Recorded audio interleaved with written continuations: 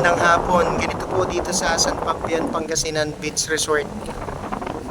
Ganito po ang buhangin na makikita nyo dito. Pino, malinis. At saka ang maganda po dito ay pantay yung flooring ng buhangin. Kung paano nyo po nakikita yung pagkapantay ng buhangin dito, yan. Ganyan. Ganyan din po ang seabed o yung pinakakama ng dagat. Kaya pag lumusong po kayo, hindi po kayo makangamba na merong malalim na parte o yung pagkatumapa ka biglang lalalim. Ano siya, yung parehas yung tapak mo sa dagat. Hindi ka matatakot. Ang sarap maligo. Parang kang nasa swimming pool lang, ganun. Parang swimming pool lang yung experience mo. Ganyan po. Ito yung alon, no? Kanina, nandun ako sa dulo. Dino sa dulo. Ang layo ko na sa Pangpang. Halos alita nung tanong ko dito sa dito sa mga tao. Andun na ako sumigit na, pero ang babaw pa rin niya. Halos hanggang baywang ko lang yung tubig. Tapos ang sarap ng alon.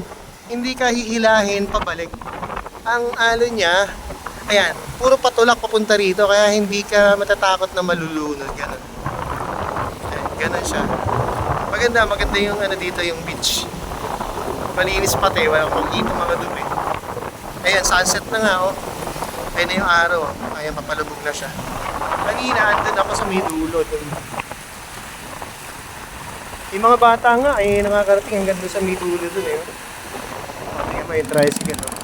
Nakakadaan yung tricycle dito sa gilid ng dagat kasi pantay yung flooring niya, maganda.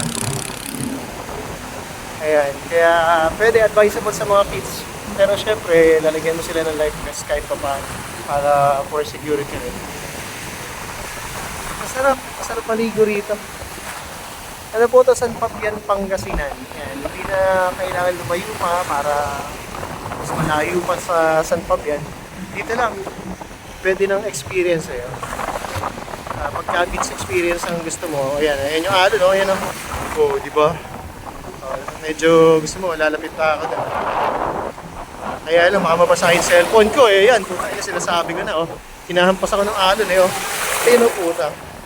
Pwede pa ako na mapitol eh, kaya yung cellphone ko baka bumagsak eh. Okay, ganina. Nandun ako eh, maganda dito. Ay, medyo malayo na rin ako sa Pampang. Uy! Okay, yun yung sunset oh.